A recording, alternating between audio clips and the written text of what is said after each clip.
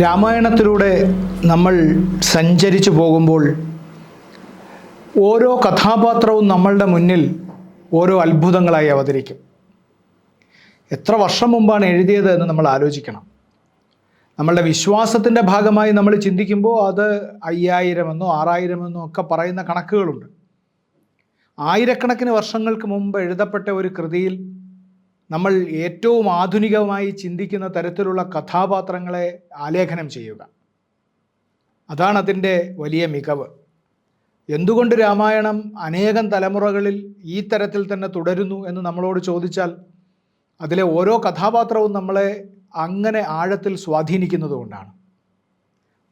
നമ്മളുടെ ചുറ്റുപാടും കാണുന്നവരിൽ ആ കഥാപാത്രങ്ങളുടെ തന്നെ ഗുണങ്ങൾ കണ്ടെത്തുന്നതുകൊണ്ടാണ്, ഗുണങ്ങളും ദോഷങ്ങളും കണ്ടെത്തുന്നതുകൊണ്ടാണ് എന്ന് പറയണം. രാമായണത്തിലെ അമ്മമാരെക്കുറിച്ച് നമ്മൾ കഴിഞ്ഞൊരു ദിവസം സംസാരിച്ചു. രാമായണത്തിലെ ഒരമ്മയെക്കുറിച്ച് നമ്മൾ സംസാരിച്ചില്ല. അത് കൈകേയി എന്ന അമ്മയെക്കുറിച്ചാണ്. കേകയ രാജ്യത്ത് നിന്ന് ദശരഥൻ്റെ അടുത്തേക്ക് വന്ന കൈകേയി. നമ്മൾ ദശരഥൻ മക്കളില്ലാതെ ദുഃഖിച്ചതുകൊണ്ട് കൈകേയിയെ കൊണ്ടുവന്നു എന്ന് നമ്മൾ വിശ്വസിക്കുന്നു. രാമായണത്തിൽ അങ്ങനെ പറയാൻ വേണ്ട സാഹചര്യങ്ങളുണ്ട് താനും. കൈകേയി അയോധ്യയിലേക്ക് വന്നു കഴിയുമ്പോൾ, കേകയ രാജ്യത്ത് നിന്ന് വന്നു കഴിയുമ്പോൾ അയോധ്യയ്ക്ക് തന്നെ ഒരു അത്ഭുതമാണ് കൈകേയി എന്ന നിലയിലാവുന്നു. അത്രയ്ക്ക് സാമർഥ്യമുള്ളവൾ, അത്രയ്ക്ക് സൗന്ദര്യമുള്ളവൾ. ദശരഥൻ്റെ ദേവാസുര യുദ്ധത്തിൽ ദശരഥൻ പങ്കെടുക്കുമ്പോൾ ദശരഥൻ്റെ തേരിൻ്റെ അച്ചാണി ഊരിപ്പോകുമ്പോൾ അതിനകത്തേക്ക് സ്വന്തം വിരൽ കടത്തി ദശരഥനെ മോചിപ്പിച്ചു എന്ന് നമ്മൾ കഥകളിൽ കേട്ടിട്ടുള്ള കൈകേയി. അങ്ങനെ അത്ഭുതകരമായി രക്ഷിച്ചു എന്ന് പറയുന്നത് മന്ധരയാണ് കൈകേയിയോട്. നമ്മൾ അറിയുന്നത് അങ്ങനെയാണത്. മന്ധര കൈകേയിയെ ഉപദേശിക്കുന്നതിൻ്റെ ഭാഗമായി പറയുകയാണ്, നീ ഇങ്ങനെ ചെയ്തവളാണ്, അന്ന് നിനക്ക് രാജാവ് തരാം എന്ന് പറഞ്ഞ വരങ്ങൾ ചോദിക്കണമെന്ന്. അതുവരെ വളരെ സാത്വികയായിട്ടുള്ള ഒരു അമ്മയാണ് കൈകേയി, വളരെ സാത്വിക. എന്തൊക്കെയായിരുന്നു അവർ അമ്മ എന്ന നിലയിൽ കുട്ടികൾക്ക് ചെയ്തത് എന്നതൊന്നും വാൽമീകി രാമായണത്തിൽ എവിടെയുമില്ല. പക്ഷേ അവർ രാമനെയും ലക്ഷ്മണനെയും ശത്രുഘ്നെയും ഭരതനെയും എല്ലാം സ്വന്തം മക്കളെപ്പോലെ സ്നേഹിച്ചിരുന്നു എന്ന് പറയാൻ വേണ്ട സാധ്യതകൾ അതിലുണ്ട്. അഭിഷേക വിഘ്നത്തിൻ്റെ സമയം വരെ കൈകേയി ആ തരത്തിൽ തിളങ്ങി നിൽക്കുന്നു, എല്ലാവർക്കും പ്രിയങ്കരിയായി നിൽക്കുന്നു. അഭിഷേക വിഘ്നത്തോടുകൂടിയാണ് കൈകേയി എന്ന കഥാപാത്രം നേരെ വിപരീതമായ ദിശയിൽ സഞ്ചരിക്കുന്ന ഒന്നായി മാറുന്നത്. അക്കാര്യം നമ്മൾ നേരത്തെ തന്നെ പരാമർശിച്ചിട്ടുണ്ട്. ആ സമയത്തും അവരിൽ ഒരു നന്മയുടെ അംശം അവശേഷിക്കുന്നത് കൊണ്ട് മന്ധരയുടെ പ്രേരണയുടെ ഏറ്റവും ഒടുവിൽ മാത്രമേ അവർ അതിലേക്ക് വീഴുന്നുള്ളൂ. പക്ഷേ അങ്ങനെ അവർ അവരുടെ വിപരീത ദിശയിൽ സഞ്ചരിച്ചു തുടങ്ങുമ്പോൾ അവരുടെ ഉള്ളിലുള്ള സകല തിന്മകളെയും അവർ പുറത്തേക്കെടുക്കുന്നുണ്ട്. ഇതെല്ലാ മനുഷ്യർക്കും ബാധകമാണ് കേട്ടോ. കൈകേയി എന്നത് ഒരു സ്ത്രീ മാത്രമല്ല, കൈകേയി എന്നത് മനുഷ്യൻ്റെ ഉള്ളിൽ പ്രവർത്തിക്കുന്ന ഒരു പ്രധാനപ്പെട്ട ഒരു ഗുണം കൂടിയാണ്. എല്ലാ ഗുണത്തിനും ഒരു ചീത്തയാകലുണ്ട്, എല്ലാ ഗുണവും എല്ലാ നന്മയും ഒരു തിന്മയാവലുണ്ട് എല്ലാ നന്മയ്ക്കും. കൈകേയി എങ്ങനെ ഒരു നന്മ തിന്മയായി പരിണമിച്ചതാണ്. തിന്മയായി പരിണമിച്ചു കഴിഞ്ഞാൽ ഉണ്ടാകാവുന്ന ഏറ്റവും വലിയ പ്രശ്നം ആ തിന്മയുടെ കാഠിന്യം അത് പ്രദർശിപ്പിച്ചുകൊണ്ടിരിക്കും എന്നുള്ളതാണ്. കൈകേയി എപ്പോഴാണോ ദശരഥനോട് ക്രോധാകാരത്തിൽ പ്രവേശിച്ച് അദ്ദേഹത്തോട് തൻ്റെ ആവശ്യങ്ങൾ ഉന്നയിച്ച് വളരെ ശക്തമായി നിലകൊള്ളുന്നത്, അപ്പോൾ മുതൽ അവർ അത് സാധിച്ചെടുക്കുന്നത് വരെ വളരെ കഠിനമായ തിന്മ പ്രദർശിപ്പിക്കുന്നു. അഭിഷേകത്തിന് വേണ്ടി തീരുമാനിക്കപ്പെട്ട രാമൻ്റെ വനയാത്രയ്ക്ക് നിർബന്ധിച്ചിട്ട് ആ വനയാത്രയ്ക്ക് അയാൾ പോകാൻ തയ്യാറാവുമ്പോൾ, മരവുരി ഉടുത്ത് പോകാൻ പറയുമ്പോൾ ദശരഥൻ ചോദിക്കുന്നുണ്ട്, എന്തിനാണ് ഈ മരവുരി ഉടുക്കുന്നത്? എന്തായാലും അയാൾ വനത്തിൽ പോവുമല്ലേ, അയാൾക്ക് എന്തിനാണ് മരവുരി ഉടുക്കുന്നത്? അയാൾ സാധാരണ പോലെ പോകട്ടെ എന്ന് പറയുമ്പോൾ കൈകേയി പറയുന്നുണ്ട്, അങ്ങനെ പോകാൻ സാധ്യമല്ല എന്ന്. മരവുരി നേരത്തെ തന്നെ അവർ തന്നെ തയ്യാറാക്കി വച്ചിരിക്കുകയാണ്. ആ മരവുരിയാണ് രാമൻ എടുത്ത് ധരിക്കുന്നത്. ദശരഥനോട്, അച്ഛൻ ഇനി ഇക്കാര്യത്തിൽ വെറുതെ തർക്കിക്കണ്ട, അതിനുവേണ്ടി സംസാരിക്കണ്ട, ഞാൻ മരവുരി ധരിച്ചു കൊള്ളാം എന്ന് പറഞ്ഞിട്ടാണ് ധരിക്കുന്നത്. സീത സർവാഭരണ വിഭൂഷിതയായി പൊയ്ക്കൊള്ളട്ടെ എന്ന് പറയുമ്പോൾ അത് വേണ്ട എന്ന നിലയിൽ നിലപാടെടുക്കുന്നുണ്ട്. സീതയ്ക്കും അത് ആഗ്രഹമുണ്ടായിരുന്നില്ല. അപ്പോൾ സുമന്ത്രൻ എന്ന് പറയുന്ന നമ്മളുടെ ദശരഥൻ്റെ മന്ത്രി കൈകേയിയോട് ഇടപെട്ടിട്ട് അതിൽ നിന്ന് മാത്രമാണ് നമുക്ക് അവരുടെ ഒരു പൂർവ്വവൃത്താന്തം അറിയാൻ കഴിയുന്നത്. സുമന്ത്രൻ പറയുന്നുണ്ട്, നിങ്ങൾ ഈ കാണിക്കുന്ന ഗുണം നിങ്ങളുടെ അമ്മയുടെയും അച്ഛൻ്റെയും ഗുണമാണ്. നിങ്ങൾക്ക് എല്ലാ മനുഷ്യരും അവൻ്റെ മാതാവിൻ്റെയും പിതാവിൻ്റെയും ഗുണം കാണിക്കും. നിങ്ങളതാണ് ചെയ്യുന്നത്. നിങ്ങളുടെ അമ്മ നിങ്ങളുടെ അച്ഛനോട് ഇങ്ങനെ തന്നെ പെരുമാറിയിട്ടുണ്ട് എന്ന് രാമായണത്തിൽ പറയുന്നുണ്ട്, വാൽമീകി രാമായണത്തിൽ. അപ്പോൾ കൈകേയി ഈ കഥ പറയുന്ന സുമന്ത്രൻ അതുവരെ എല്ലാ തരത്തിലും വാക്കിൽ തന്നെ അടങ്ങിയിട്ടുണ്ട്. സുമന്ത്രനാണ്, പ്രധാനപ്പെട്ട മന്ത്രിയാണ്, തേരാളിയായിട്ടും പ്രവർത്തിക്കും. ദശരഥൻ്റെ രാജധാനിയിൽ എപ്പോൾ വേണമെങ്കിലും അനുവാദം കൂടാതെ പ്രവേശിക്കാൻ കഴിയുന്നയാൾ, ആ സുമന്ത്രനായിട്ടുള്ളയാൾ, എല്ലായ്പ്പോഴും നല്ലത് മാത്രം ഉപദേശിക്കുന്ന ഒരാൾ. അയാൾ ഈ സന്ദർഭത്തിൽ അയാളുടെ പേരിന് വിപരീതമായി അയാൾ കൈകേയിയോട് കയർക്കുന്നുണ്ട്. അയാൾ കയർക്കുമ്പോൾ ഇതാണ് പറയുന്നത്, നിങ്ങൾക്കിങ്ങനെ ഒരു പൂർവ്വ വൃത്താന്തമുണ്ട്, നിങ്ങളിത് ചെയ്തതിൽ കുറ്റം പറയാൻ പറ്റില്ല എന്നാണ് അയാളുടെ ശകാരം. ഇത് കഴിഞ്ഞ് നമ്മൾ രാമായണ കഥ ഉടനീളം പരിശോധിക്കുമ്പോൾ ഇവരുടെ ഈ വനവാസകാലത്ത് അമ്മമാർ പോകുന്നുണ്ടല്ലോ രാമനെ കാണാൻ. ആ സമയത്തൊക്കെ കൈകേയി അവിടെ സന്നിഹിതയാണ്. അപ്പോഴെല്ലാം ശ്രീരാമൻ പറയുന്നത് കൈകേയിക്ക് ബുദ്ധിമുട്ടുണ്ടാകാത്ത തരത്തിൽ നിങ്ങൾ പെരുമാറണം എന്നാണ്.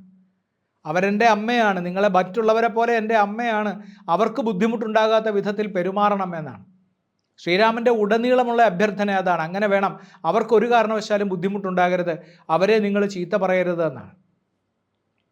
എന്നിട്ട് അത് കഴിഞ്ഞിട്ട് തിരിച്ച് ശ്രീരാമൻ അയോധ്യയിൽ ലങ്കയെ ജയിച്ചിട്ട് എത്തിച്ചേരുന്ന സമയത്ത് ശ്രീരാമനെ സ്വീകരിക്കാൻ അങ്ങേയറ്റം സുമനസ്സോടെ വരുന്നുണ്ട് കൈകേയി. കൈകേയി എന്തുകൊണ്ട് ആ സമയത്ത് വനവാസത്തിന് ശ്രീരാമനെ പ്രേരിപ്പിച്ചു എന്ന് ചോദിച്ചാൽ മന്ധരയുടെ പ്രേരണ മാത്രമാണോ അതിന് കാരണം? നമുക്കറിഞ്ഞുകൂടാ. മന്ധരയുടെ പ്രേരണ കൊണ്ട് അവരുടെ ഉള്ളിൽ തന്നെ ഉണ്ടായിരുന്ന ഇത്തരമൊരു മാനസികാവസ്ഥയ്ക്ക് ഉണർവ് കിട്ടി എന്നതാണ് പ്രധാനം. ഗൂഢതടത്തിൽ മൃഗീയത മരുവും കാടുകളുണ്ടവ കരിയട്ടെ എന്ന് വൈലോപ്പിള്ളി പറയുമല്ലോ. ഈ ഗൂഢതടത്തിലെ മൃഗീയത അതിൻ്റെ എല്ലാ അർത്ഥത്തിലും പുറത്തേക്ക് വന്ന് നമ്മളെ ചിലപ്പോഴെല്ലാം നമ്മളല്ലാതാക്കി മാറ്റും എന്നുകൂടി കൈകേയി എന്ന കഥാപാത്രം നമ്മളോട് പറയുന്നുണ്ട്.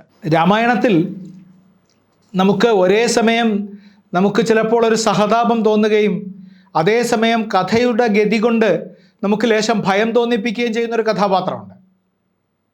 അത് താടകയാണ്.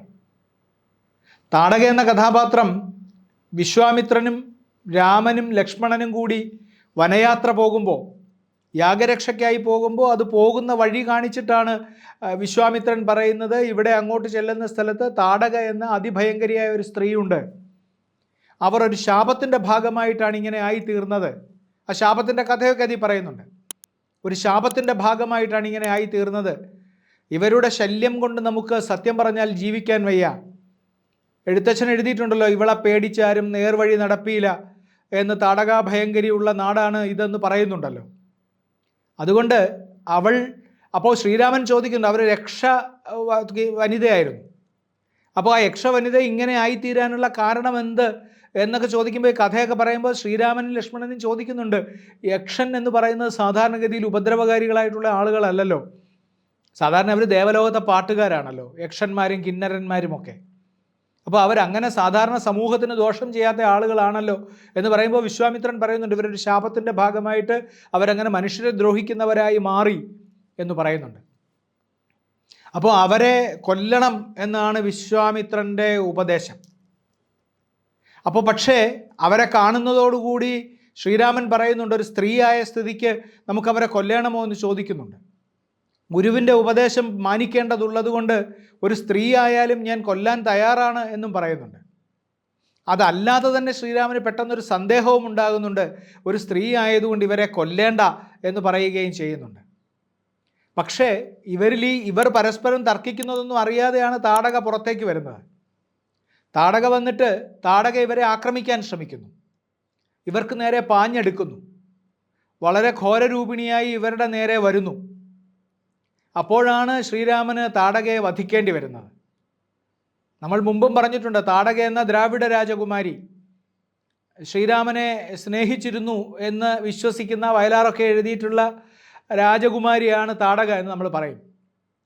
ആ താടകയ്ക്ക് നേരെ ശ്രീരാമൻ അമ്പെയ്യുന്നു. ആ സന്ദർഭത്തിൽ കാളിദാസൻ രഘുവംശത്തിൽ പറയും, രാമമന്മഥ ശരേണ താടിത ദുസ്സഹേന ഹൃദയ നിശാചരി ഗന്ധവദ്രുതര ചന്ദനോക്ഷിത ജീവിദേശ വസതിം ജഗാമസ എന്ന് പറയും. രാമമന്മഥ ശരേണ താടിത എന്നാണ്. രാമനാകുന്ന മന്മഥൻ്റെ ശരത്താൽ ആക്രമിക്കപ്പെട്ടു എന്നാണ്. മന്മഥൻ്റെ ശരം എന്താണ്? പൂവമ്പാണ്. അവരെ നേരിട്ട് കൊല്ലാനെയ്ത അമ്പ് അവർക്ക് ശ്രീരാമനെ കാണുമ്പോൾ അവർക്ക് അനുഭവപ്പെടുന്നത് അവരെ വധിക്കാനാണ് അയച്ചതെങ്കിലും അത് രാമനാകുന്ന മന്മഥൻ അയച്ച ശരമായിട്ടാണ്. രാമമന്മഥ ശരേണ താടിത ദുസ്സഹേന ഹൃദയ നിശാചരി, ദുസ്സഹമായ ഹൃദയത്തോടു കൂടിയാണ് മരിക്കുന്നത്. സഹിക്കാനാവാത്ത ഹൃദയത്തോടു കൂടി. അവരുടെ മനസ്സിൽ എന്താണ്? അവരുടെ മനസ്സിനെ ശ്രീരാമനെ കണ്ടപ്പോൾ അവരുടെ മനസ്സിനെ അലട്ടിയിരുന്ന വികാരം എന്താണ് എന്ന് ചോദിച്ചാൽ നമ്മൾ ഈ ആദ്യത്തെ വരിയുമായി ബന്ധപ്പെടുത്തി ചിലപ്പോൾ ആലോചിക്കേണ്ടി വരുമായിരിക്കും. അങ്ങനെയാണ് അവരുടെ മരണത്തെക്കുറിച്ച് കാളിദാസൻ രഘുവംശത്തിൽ വിവരിക്കുന്നത്. അങ്ങനെ ഒരു സൂചനയൊന്നും വാൽമീകി നമുക്ക് തരുന്നില്ല, എഴുത്തച്ഛൻ തീരെ തരുന്നില്ല. എഴുത്തച്ഛൻ അത് വല്ലാതെ സംഗ്രഹിച്ചിട്ടുണ്ട്. താടക നിഗ്രഹം എന്നതിനെ വളരെ സംഗ്രഹിച്ചിട്ടുണ്ട്. പക്ഷേ താടക ഒരു ദക്ഷിണേന്ത്യൻ രാജകുമാരിയായിരുന്നുവെന്നും അങ്ങനെയാണ് ശ്രീരാമൻ അവരെ നിഗ്രഹിക്കുമ്പോൾ അതിൽ വലിയ ഒരു പ്രശ്നമുണ്ട് എന്നൊക്കെ പറഞ്ഞിട്ട് നമുക്കറിയാലോ. താടകയെ നിഗ്രഹിച്ചതിനെക്കുറിച്ചൊക്കെ ശ്രീരാമ ഉപാലംബം നടത്തുന്ന ആളുകൾ, ശ്രീരാമനെ വിമർശിക്കുന്നവരുൾപ്പെടെയുള്ള ആളുകൾ പലതരത്തിൽ അതിനെക്കുറിച്ച് ചർച്ച ചെയ്യുന്നുണ്ട്. പക്ഷേ വാൽമീകി താടകയെ അവതരിപ്പിക്കുന്നത് ഇങ്ങനെയാണ്. കാളിദാസൻ താടകയെക്കുറിച്ച് പറയുന്നതും ഇങ്ങനെയാണ്. നമുക്ക് നമ്മളെ സംബന്ധിച്ച് ആ കഥാപാത്രം സാധാരണഗതിയിൽ ഒരു രാക്ഷസി ആവേണ്ടതില്ലാത്ത, ഈ രാക്ഷസൻ മനുഷ്യൻ എന്നൊക്കെ പറയുന്നത് രാമായണത്തിലും നമ്മളുടെ മഹാഭാരതത്തിലും അതുപോലെ നമ്മളുടെ മറ്റു പുരാണങ്ങളിലുമൊക്കെ നമ്മൾ അങ്ങനെയുള്ള ജീവികളുണ്ടായിരുന്നു, മനുഷ്യരുണ്ടായിരുന്നു. അതിനൊക്കെ വേറെ ചരിത്രപരമായിട്ടുള്ള നരവംശാസ്ത്രപരമായിട്ടുള്ള വ്യാഖ്യാനങ്ങളൊക്കെ വേറെ ഉണ്ടെങ്കിലും അതതിൻ്റെ കഥയിൽ രാക്ഷസി എന്ന് പറയാമല്ലോ നമുക്ക്. അത്തരം രാക്ഷസികളുടെ ഗണത്തിൽപ്പെടാത്ത ഒരാളാണ് താടക. ആ താടകയ്ക്ക് ഇങ്ങനെ ഒരു മരണമുണ്ടായി. അതൊരു പക്ഷേ അവർക്ക് ശ്രീരാമനെ വേണ്ട വിധത്തിൽ മനസ്സിലാകാതെ ഇവർ ആക്രമിക്കാനാണോ ഇവർ കൊല്ലാനാണോ വന്നിരിക്കുന്നത് എന്നറിയാത്തതിൻ്റെ പ്രശ്നം കൂടി അതിൽ അന്തർഭവിച്ചിട്ടുണ്ടെന്ന് നമുക്കത് വായിക്കുമ്പോൾ തോന്നും. വിശ്വാമിത്രൻ പറഞ്ഞിട്ടും ശ്രീരാമന് മനസ്സുകൊണ്ട് അവരെ ആക്രമിക്കാൻ താല്പര്യമുണ്ടായിരുന്നില്ല എന്നറിയുമ്പോഴാണ് നമുക്ക് അതിൽ ഒരു വിഷാദത്തിൻ്റെ ഛായ കലരുന്നത്. ഇതിഹാസകൃതികളൊന്നും നമുക്കൊരു ഉച്ചമയക്കത്തിൻ്റെ ഭാഗമായി വായിക്കാനുള്ളതല്ല. അങ്ങനെ വായിച്ചാൽ അത് നമ്മളുടെ ഉള്ളിലേക്ക് പ്രവേശിക്കുകയുമില്ല. അലക്ഷ്യ വായനയ്ക്ക് വേണ്ടിയിട്ട് നമുക്ക് ധാരാളം കാര്യങ്ങൾ പിൽക്കാലത്ത് ധാരാളം പേര് എഴുതിയിട്ടുണ്ട്. അലക്ഷ്യ വായനയ്ക്ക് വേണ്ടിയിട്ടല്ലാതെ നമ്മളുടെ മനസ്സിനെ വിമലീകരിക്കാനും നമ്മൾക്ക് പുരോഗതി ഉണ്ടാവാനും വേണ്ടിയിട്ടുള്ള കൃതികൾ ധാരാളമുണ്ട്. നമുക്ക് ദസ്തേവിസ്കിയുടെ കൃതികൾ നമുക്കങ്ങനെ അലസമായി വായിക്കാൻ സാധ്യമല്ല. കുറ്റവും ശിക്ഷയും നിങ്ങൾക്ക് നിങ്ങളുടെ ഒരു അലസ വായനയ്ക്ക് വേണ്ടി എടുത്ത് നിങ്ങളുടെ മുന്നിൽ വയ്ക്കുക സാധ്യമല്ല. നിങ്ങൾ റാസ്കോൾനിക്കോഫിൻ്റെ കൂടെ, അയാളുടെ പ്രായശ്ചിത്തത്തിൻ്റെ കൂടെ, അയാൾ ചെയ്യുന്ന അയാളുടെ കഠിനമായ പശ്ചാത്താപത്തിൻ്റെ കൂടെ നിങ്ങളും ഉരുകും. അങ്ങനെ ഉരുകിയേ മതിയാവും. പാവങ്ങളെന്ന നോവൽ നിങ്ങൾക്ക് വെറുതെ വായിച്ചു പോവുക സാധ്യമല്ല. കാരണം അതിൽ മർത്യജീവിത ഭാഗധേയത്തിൻ്റെ ഊടും പാവും കൊണ്ടാണ് അത് നെയ്തെടുത്തിരിക്കുന്നത്. നമ്മൾക്കൊരു കൃതി നമ്മളുടെ മനസ്സിൽ തറയ്ക്കുന്നില്ലെങ്കിൽ അതിൻ്റെ അർത്ഥം അതിൽ ജീവിതം അത്രയേ ലയിച്ചിട്ടുള്ളൂ എന്നാണ്. ഇതിഹാസങ്ങളെ സംബന്ധിച്ച് അതങ്ങനെ ജീവിതത്തെ ലയിപ്പിച്ചെടുത്തവയാണ്. അതുകൊണ്ട് തന്നെ ഇതിഹാസത്തെ ഉപാധിയാക്കി എഴുതിയിട്ടുള്ള കൃതികളിലും അതിൻ്റെ അംശങ്ങൾ കാണും. വാൽമീകി രാമായണത്തെ നേരിട്ട് ആശ്രയിക്കാതെ എഴുതിയ കൃതിയാണ് എഴുത്തച്ഛൻ്റെ രാമായണമെങ്കിലും എഴുത്തച്ഛൻ പല സ്ഥലങ്ങളിലും വാൽമീകി രാമായണത്തിൻ്റെ സത്തയെ സ്വീകരിച്ചിട്ടുണ്ട്. ഒരു ഉദാഹരണം പറഞ്ഞാൽ, നമ്മളുടെ രാമാഭിഷേകത്തിൻ്റെ സമയത്ത് ഈ അഭിഷേക വാർത്ത രാമൻ അറിഞ്ഞു കഴിഞ്ഞിട്ട് ആദ്യം തന്നെ ലക്ഷ്മണനോടാണ് പറയുന്നത്. അത് പറയുമ്പോൾ ലക്ഷ്മണനോട് പറയും, നീ ഇത് രഹസ്യമാക്കി വെക്കണം എന്ന് പറയുന്നുണ്ട്. ഞാനിത് നിന്നോട് പറയുമ്പോൾ നീ ഇത് രഹസ്യമാക്കി വെക്കണം. എന്തുകൊണ്ട് രഹസ്യമാക്കി വെക്കണം? അതങ്ങനെ വളരെ പെട്ടെന്ന് പ്രചരിപ്പിക്കാനുള്ളതല്ല എന്ന് ശ്രീരാമനൊരു തോന്നൽ ഉള്ളിലുണ്ടായിരുന്നു. ആ സമയത്ത് അതേക്കുറിച്ച് എഴുത്തച്ഛൻ എഴുതിയിട്ടുള്ള വരികൾ ഞാനൊന്ന് വായിക്കാം. താതനെനിക്ക് അഭിഷേകമിളമയായി മോദേന ചെയ്യും അടുത്ത നാൾ നിർണയം തത്ര നിമിത്തമാത്രം ഞാൻ അതിനൊരു കർത്താവു നീ, രാജ്യഭോക്താവും നീയത്രേ. വത്സ മമത്വം ബഹിപ്രാണനാകയാൽ ഉത്സവത്തിന് കോപ്പിട്ടുകൊണ്ടാലും നീ, മത്സമനാകുന്നതും ഭവാൻ നിശ്ചയം. മത്സരിപ്പാൻ ഇതിന് നമ്മോടാരും എന്നാണ്. ഈ ഇളമയായി എന്ന് പറയുന്ന വാക്കൊന്നും നമുക്കിപ്പോൾ പ്രചാരത്തിലില്ല. ഇളമ അത് നമ്മളുടെ യുവത്വത്തെ സൂചിപ്പിക്കുന്ന വാക്കാണ്. ഇളമ പണ്ടൊക്കെ നമ്മളുടെ നാട്ടിൽ രണ്ടാമത് ജനിക്കുന്നയാളെ ഇളമൻ എന്ന് വിളിച്ചിരുന്നു, വീട്ടിലെ വിളിപ്പേരായിട്ട്. നമ്മൾ ഈ മൂപ്പനും ഇളമനും ഉണ്ടാവുന്നത് അങ്ങനെയാണ്. മൂത്തയാൾ മൂപ്പനും ഇളയാൾ ഇളമനുമാകുമായിരുന്നു. അങ്ങനെ നമ്മളുടെ പ്രാദേശിക ജീവിതത്തിൽ നിന്നുള്ള വളരെ ഒരു മധുര പദം ഉപയോഗിച്ചാണ് എഴുത്തച്ഛൻ അത് പറയുന്നത്. താതനെനിക്ക് അഭിഷേകം ഇളമയായി മോദേന ചെയ്യും അടുത്ത നാൾ. വളരെ ലളിതമായി, വളരെ സിമ്പിളായിട്ട് അത് ചെയ്യും. രണ്ടാമത്തേതായിട്ട് ചെയ്യുന്നത് പോലെ അത് വളരെ എളിമയായി ചെയ്യും എന്നാണ് പറയുന്നത്.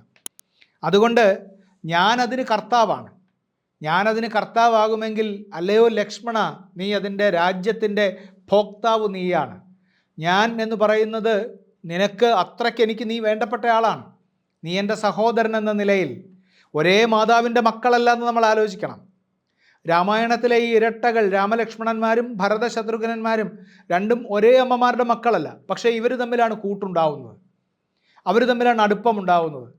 അപ്പോൾ അങ്ങനെ രാമലക്ഷ്മണന്മാരിൽ രാമൻ ലക്ഷ്മണനോട് പറയുന്നു, ഞാൻ ഇങ്ങനെ ആവുമ്പോൾ നീയാണ് രാജ്യത്തിൻ്റെ ഭോക്താവ്, നീ എൻ്റെ ബഹിപ്രാണനാണ് എന്നാണ് പറയുന്നത്. നീ എൻ്റെ ബഹിപ്രാണനാണ്, നീ എൻ്റെ പുറത്തെ പ്രാണനാണ്. എന്നെ ജീവിപ്പിച്ചു നിർത്തുന്ന പ്രാണൻ അകത്തുണ്ടെങ്കിൽ എനിക്ക് പുറത്തുള്ള പ്രാണൻ നീയാണ് എന്നാണ് പറയുന്നത്. ഒരാൾക്ക് നമ്മളോടുള്ള ബന്ധം സൂചിപ്പിക്കാൻ ഇതിനേക്കാൾ നല്ല ഒരു പദം നമുക്ക് ഉപയോഗിക്കാനില്ല. ബഹിപ്രാണൻ എന്നാണ് പറയുന്നത്. ഈ ബഹിപ്രാണൻ എന്ന പദം വാൽമീകി രാമായണത്തിൽ നിന്നാണ് എഴുത്തച്ഛൻ സ്വീകരിക്കുന്നത്. വാൽമീകി രാമായണത്തിൽ ലക്ഷ്മണനെക്കുറിച്ച് വാൽമീകി ബഹിപ്രാണൻ എന്ന് പറയുന്നുണ്ട്. നമ്മൾ മലയാളത്തിൽ ബഹിശ്ചര പ്രാണൻ എന്നൊക്കെ പറയും. എനിക്ക് പുറത്ത് സഞ്ചരിച്ചുകൊണ്ടിരിക്കുന്ന എൻ്റെ പ്രാണൻ എന്ന്. നമുക്കങ്ങനെ ഒരു സഹോദരനെക്കുറിച്ച് പറയാൻ കഴിയുമെങ്കിൽ, നമുക്ക് നമ്മളുടെ ഒരു സുഹൃത്തിനെക്കുറിച്ച് നീ എൻ്റെ ബഹിപ്രാണനാണ്, നീ എൻ്റെ ബഹിശ്ചര പ്രാണനാണ് എന്ന് പറയുമെങ്കിൽ അത് വലിയൊരു കാര്യമാണ്. രാമായണത്തിൽ പറയും, രാമസ്യ ദക്ഷിണോ ബാഹു നിത്യം പ്രാണോ ബഹിശ്ചര എന്ന് ലക്ഷ്മണനെക്കുറിച്ച് പറയും. രാമൻ്റെ ദക്ഷിണോ ബാഹു, രാമൻ്റെ വലങ്കൈയാണ്. രാമൻ്റെ വലങ്കൈയാണ്, ദക്ഷിണഹസ്തമാണ്. വാമഹസ്തമാണ് ഇടത്തേത്, ദക്ഷിണഹസ്തമാണ് രാമൻ്റെ. നീ എൻ്റെ വലത്തെ കൈയാണ്, രാമൻ്റെ വലത്തെ കൈയാണ്. അതുപോലെ തന്നെ രാമൻ്റെ ബഹിപ്രാണനുമാണ് എന്ന് ലക്ഷ്മണനെക്കുറിച്ച് പറയും. ഇത് എഴുത്തച്ഛൻ സ്വീകരിച്ചിരിക്കുന്നു. രാമായണത്തിലെ ഏറ്റവും വലിയ സാഹോദര്യത്തിൻ്റെ മഹാദൃഷ്ടാന്തത്തിലേക്ക് ഈ ബഹിപ്രാണൻ എന്ന ഒരൊറ്റ പദം വെളിച്ചം വീശുന്നുണ്ട്. ഇത് അഭിഷേകത്തിൻ്റെ സമയത്താണ് പറയുന്നത്. ഒരു പക്ഷേ ലക്ഷ്മണൻ ആദ്യമായി യുവാവായി പ്രത്യക്ഷപ്പെടുന്ന സന്ദർഭം കൂടിയാണ് രാമായണത്തിൽ. ഈ ബഹിപ്രാണൻ എന്ന പ്രയോഗം അവിടെ മുതൽ രാമായണത്തിൻ്റെ അവസാനം വരെ ലക്ഷ്മണൻ ആ ബഹിപ്രാണനായി തുടരുന്നു. അയാൾക്ക് വിഷമം തോന്നുന്ന സന്ദർഭങ്ങളുണ്ട്, അയാൾ വല്ലാതെ പ്രതിഷേധിച്ചു പോകുന്ന സന്ദർഭങ്ങളുണ്ട്. ആ സന്ദർഭങ്ങളിലെല്ലാം അയാൾ ഉള്ളിലടക്കി പിടിച്ചിരിക്കുന്ന ഈ സാഹോദര്യത്തിൻ്റെ, ഈ ഭ്രാതൃസ്നേഹത്തിൻ്റെ മഹാശക്തി കൊണ്ട് അയാൾ അതിനെല്ലാം സഹിക്കുകയാണ്. സീത അയാളോട് പോയി ഈ പൊന്മാനിൻ്റെ പിന്നാലെ പോയി കഴിയുമ്പോൾ നിങ്ങൾ പോയി വിളിച്ചുകൊണ്ട് വരൂ എന്ന് പറയുമ്പോൾ ഇയാളെ സീത അതിഭീകരമായിട്ട് ആക്ഷേപിക്കുന്നുണ്ടല്ലോ. രാമൻ മരിച്ചുപോയി കഴിയുമ്പോൾ നിനക്ക് എന്നിൽ ആഗ്രഹമുള്ളത് കൊണ്ടാണ് അങ്ങനെ പറഞ്ഞത് എന്ന് പറയുന്നുണ്ടല്ലോ. അയാൾക്ക് ഒട്ടും അത് ഇഷ്ടപ്പെടുന്നുണ്ടാവില്ല. അയാൾക്കത് സഹിക്കാവുന്നതിനും അപ്പുറത്തുള്ള പദപ്രയോഗമാണ്. പക്ഷേ അയാൾ സഹിക്കുന്നു. എന്തിനു വേണ്ടി? രാമൻ്റെ ബഹിപ്രാണനായതുകൊണ്ട്.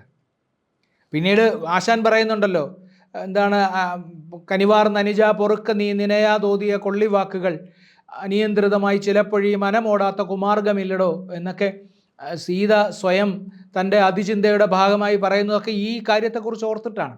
ഇങ്ങനെ ഞാൻ നിന്നോട് സംസാരിച്ചു പോയി. സീതയെ തട്ടിക്കൊണ്ടുപോയി കഴിഞ്ഞിട്ട് മുകളിൽ പോകുമ്പോൾ സീത തൻ്റെ ആഭരണങ്ങളുടെ പൊതിയാണ് താഴേക്കിടുന്നത്. ഒരു ചെറിയ കുറച്ച് ആഭരണങ്ങൾ മാത്രമുള്ള പൊതി. അത് കിഷ്കിന്ധയിൽ വെച്ച് സുഗ്രീവൻ ഇങ്ങനൊരു പൊതി കിട്ടിയിട്ടുണ്ടെന്ന് പറഞ്ഞ് അഴിച്ചു നോക്കുമ്പോൾ ലക്ഷ്മണനെയാണ് വിളിച്ച് രാമൻ കാണിക്കുന്നത്. എൻ്റെ കണ്ണുകൾ കരഞ്ഞു കലങ്ങിപ്പോയിരിക്കുന്നു, എനിക്കിത് നോക്കാൻ നിവൃത്തിയില്ല എന്ന് പറഞ്ഞിട്ട്. നീ ഇത് നോക്കൂ എന്ന് പറയുമ്പോൾ ലക്ഷ്മണൻ പറയുന്നുണ്ട്, ഞാൻ സീതയെ, എൻ്റെ ജ്യേഷ്ഠപത്നിയെ ഞാൻ ഒരിക്കൽ പോലും അവരുടെ മുഖത്തേക്ക് നോക്കിയിട്ടില്ല. ഞാൻ അവരുടെ കഴുത്തിലേക്ക് നോക്കിയിട്ടില്ല, എനിക്ക് അവരെന്താണ് അണിയുന്ന ആഭരണമെന്ന് എനിക്ക് അറിഞ്ഞുകൂടാ എന്ന് പറഞ്ഞ് ആഭരണം നിർത്തി വെച്ചിട്ട് നോക്കിയിട്ട് അയാൾ പറയുന്നു, നാഹം ജാനാമി കേയൂരെ നാഹം ജാനാമി കങ്കണേ, എനിക്ക് കേയൂരം അറിഞ്ഞുകൂടാ, എനിക്ക് കങ്കണം അറിഞ്ഞുകൂടാ, തോൾവള അറിഞ്ഞുകൂടാ എനിക്ക്. പക്ഷേ പാദത്തിൽ അണിയുന്ന പാദസരം കണ്ടിട്ട് അയാൾ പറയുന്നു, എല്ലാ ദിവസവും ഞാൻ എൻ്റെ ജ്യേഷ്ഠപത്നിയെ പാദം തൊട്ട് വന്ദിക്കുന്നത് കൊണ്ട് എനിക്ക് ഈ പാദം നോക്കിയാൽ എനിക്കതറിയാം എന്നയാൾ പറയുന്നു. അത് കണ്ടിട്ടാണ് അയാൾ തിരിച്ചറിയുന്നത്. അയാൾ അങ്ങനെ ഭക്തിയോടുകൂടി നിൽക്കാനുള്ള കാരണം അയാൾ രാമൻ്റെ ബഹിശ്ചര പ്രാണനാണ് എന്നുള്ളതാണ്. സീതയെ ഉപേക്ഷിക്കുമ്പോഴും അയാൾക്ക് ഉപേക്ഷിക്കാൻ ഒരു താല്പര്യവും ഉണ്ടായിരുന്നില്ല. അയാൾ തിരിഞ്ഞു നോക്കി തിരിച്ചു പോരുമ്പോൾ എന്തുകൊണ്ട് അയാൾ സമ്മതിച്ചു എന്ന് ചോദിച്ചാൽ ശ്രീരാമൻ്റെ ഒരൊറ്റ വാചകത്തിലാണ്, ഒരു പക്ഷേ നിങ്ങൾ ഈ ഉപേക്ഷിക്കലിനെ അനുകൂലിച്ചില്ലെങ്കിൽ നിങ്ങൾ എൻ്റെ സഹോദരന്മാരായിരിക്കില്ല എന്ന് പറഞ്ഞ ഒരൊറ്റ വാചകത്തിലാണ് അയാൾ ആ ക്രൂരകൃത്യത്തിന് തയ്യാറാവുന്നത്. അങ്ങനെ ഒരു കൃത്യത്തിന് അയാൾ തയ്യാറാവും. അത് അയാൾ ബഹിപ്രാണനായതുകൊണ്ടാണ്. ആ ഒരു പദത്തിൽ നിന്ന് വാൽമീകി അങ്ങനെ ഉപയോഗിച്ച ഒരു പദത്തിൽ നിന്ന്, ആ പദത്തിൻ്റെ അസാമാന്യമായ അതിൻ്റെ ഗൗരവം, അതിൻ്റെ ആഴം, അതിൻ്റെ ശക്തി മനസ്സിലാക്കിയിട്ടാണ് എഴുത്തച്ഛൻ ആ പദത്തെ അതേപടി സ്വീകരിക്കുന്നത്. മറ്റൊരു പദം കണ്ടെത്താൻ കഴിയാത്ത വിധത്തിൽ ആ പദത്തിനൊരു അർത്ഥഗരിമയുള്ളതുകൊണ്ടാണ്.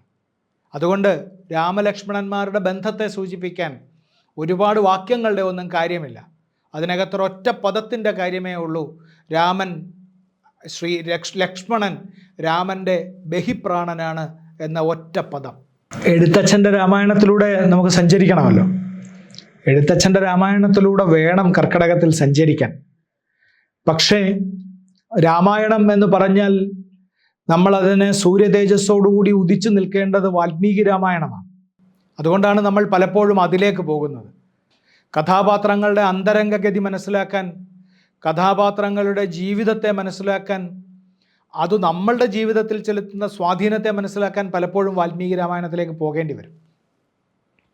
പക്ഷേ രാമകഥയുടെ ആവിഷ്കാരത്തിലുള്ള കാവ്യഭംഗി, രാമകഥയുടെ ആവിഷ്കാരത്തിലുള്ള അതിമനോഹരമായിട്ടുള്ള കാവ്യപ്രയോഗങ്ങൾ, ഇതൊക്കെ അറിയാൻ നമ്മൾ എഴുത്തച്ഛനെ ആശ്രയിക്കണം. നമ്മളുടെ ഈ ഭാഷയുടെ അസാമാന്യമായ ശക്തി എഴുത്തച്ഛൻ നമുക്ക് മനസ്സിലാക്കി തരും.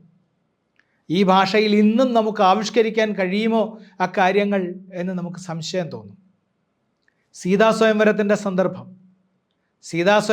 സന്ദർഭത്തിൽ എഴുത്തച്ഛൻ എഴുതും, ഇടിവെട്ടിയിടും വണ്ണം വിൽമുറിഞ്ഞൊച്ച കേട്ട് നടുങ്ങി രാജാക്കന്മാർ ഉരകങ്ങളെ പോലെ, മൈഥിലി മയിൽപ്പേട പോലെ സന്തോഷം പൂണ്ടാൾ, കൗതുകമുണ്ടായി വന്നു ചേതസ്സി കൗശികനും എന്ന് പറയും. എന്താണ്? ഇടിവെട്ടിയിടും വണ്ണം വിൽ മുറിഞ്ഞൊച്ച കേട്ട് നടുങ്ങി രാജാക്കന്മാർ ഉരകങ്ങളെ പോലെ. ഇടിവെട്ടുന്ന ഒച്ച കേൾക്കുമ്പോൾ ഉരകങ്ങൾ പരിഭ്രമിക്കും എന്ന കാവ്യകൽപ്പനയിൽ നിന്ന് എഴുത്തച്ഛൻ അതിമനോഹരമായിട്ട് ആ വിവാഹ സന്ദർഭത്തിലേക്ക് അതിനെ അന്വയിക്കുകയാണ്. ശൈവചാപം എടുത്ത് കുലച്ച് അത് ഒടിച്ചു കഴിയുമ്പോഴുണ്ടാകുന്ന ശബ്ദത്തിൽ ഉരകങ്ങൾ പേടിച്ചതുപോലെ രാജാക്കന്മാർ ഭയക്കുന്നു. മൈഥിലി മയിൽപ്പേട പോലെ സന്തോഷം പൂണ്ടാൾ. പെട്ടെന്ന് എല്ലാം ഈ ഒരു ഇടിവെട്ടൽ, മേഘം, മഴ, ഈ ഒരു പൊതുവായിട്ടുള്ള ഒരു പ്രകൃതി അനുഭവത്തെ എഴുത്തച്ഛൻ അങ്ങനെ യുക്തിപൂർവം പിന്തുടരുകയാണ്. മൈഥിലി മയിൽപ്പേട പോലെ സന്തോഷം പൂണ്ടാൾ. ഇടിവെട്ടുകയാണ്.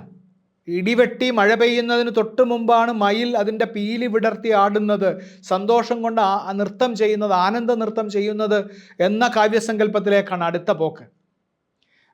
മൈഥിലി മയിൽപ്പേട പോലെ സന്തോഷം പൂണ്ടാൾ എന്നാണ്. അത് ചേതസി കൗശികനും അത് കണ്ടിട്ട് പ്രത്യേകം ഒരു ആനന്ദമുണ്ടായി എന്നാണ് പറയുന്നത്. ഈ സന്ദർഭത്തെ ആ തരത്തിലാണ് വിവരിക്കുന്നത്. എഴുത്തച്ഛന് മുമ്പുണ്ടായിട്ടുള്ള കൃതികളിലും ഇതേ സന്ദർഭങ്ങൾ വിവരിച്ചിട്ടുണ്ട്. കണ്ണശരാമായണം നമ്മളുടെ എഴുത്തച്ഛൻ്റെ രാമായണത്തെ പോലെ തന്നെ അതിവിശിഷ്ടമായിട്ടുള്ള ഒന്നാണ്. പൂർണ്ണമാക്കാൻ കഴിഞ്ഞിട്ടില്ല, മുഴുവനായിട്ടില്ല. ആ കൃതിയിൽ ഇതേ സന്ദർഭം വിവരിച്ചിട്ടുണ്ട്. ചിലതിലൊക്കെ എഴുത്തച്ഛനെ അതിശയിച്ചിട്ടുണ്ട് കണ്ണശന്മാരുടെ രചനയുടെ സൗഭഗം കൊണ്ട്, സൗന്ദര്യം കൊണ്ട് എഴുത്തച്ഛനെ പല സന്ദർഭത്തിൽ അതിശയിച്ചിട്ടുണ്ട് അവർ. കണ്ണശരാമായണത്തിൽ ഇങ്ങനെ പറയും: വരമാകിയവിൽ പൊടിയുമണിഞ്ഞൊരു മാത്രയിലെ ചെറു ഞാണൊലി ചെയ്താൻ, കരുണാലയനാകിയ സകലേശൻ കാകുൽസ്ഥൻ തിരുവടി ശ്രീരാമൻ, നരപാലകൻ ചിലരതിനു വിറച്ചാർ നലമൊടു ജാനകി സന്തോഷിച്ചാൾ, അരവാദികൾ ഭയമീടും ഇടുധ്വനി അരവാദികൾ ഭയമീടും ഇടിധ്വനിയാൽ മയിൽ ആനന്ദിപ്പതുപോലെ എന്ന്. ഈ ഇടിയിൽ മയിൽ ആനന്ദിക്കുന്നു എന്ന് പറയുന്ന ഒരു കാര്യം കണ്ണശൻ നേരത്തെ ഉപയോഗിച്ചിട്ടുണ്ട്. നമ്മളിപ്പോൾ ഈ കണ്ണശരാമായണത്തിൽ നിന്ന് ഈ വായിച്ച ഭാഗവും ഇടിവെട്ടിയിടും വണ്ണം വിൽ മുറിഞ്ഞൊച്ച കേട്ട് നടുങ്ങി രാജാക്കന്മാർ ഉരകങ്ങളെ പോലെ എന്ന് പറയുന്നതും നമ്മൾ വായിക്കുമ്പോൾ ഈ ട എന്ന് പറയുന്ന അക്ഷരത്തിൻ്റെ ആവർത്തനത്തിൽ കൂടെ എഴുത്തച്ഛൻ സൃഷ്ടിക്കുന്ന ഒരു പ്രതീതി കൂടിയുണ്ട്. ഇടിവെട്ടിയിടും വണ്ണം വിൽ മുറിഞ്ഞൊച്ച കേട്ട് നടുങ്ങി രാജാക്കന്മാർ ഉരകങ്ങളെ പോലെ. ആ ഇടിവെട്ടുക എന്നും നടുങ്ങുക എന്നും രണ്ട് പദങ്ങൾ ഉപയോഗിച്ച് അവിടെ സൃഷ്ടിക്കുന്ന ഒരു ഭാഷാപരമായ പ്രതീതിയുണ്ട്. കവിത ശരിക്കും പ്രതീതി സൃഷ്ടിക്കണം. നമ്മളുടെ ശബ്ദങ്ങൾ എങ്ങനെയാണ്, നമ്മളുടെ ഭാഷയുടെ ഗുണം എന്താ?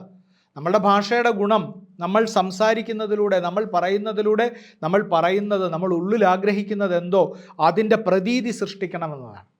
എഴുത്തച്ഛൻ ആ പ്രതീതി സൃഷ്ടിക്കുന്നുണ്ട്.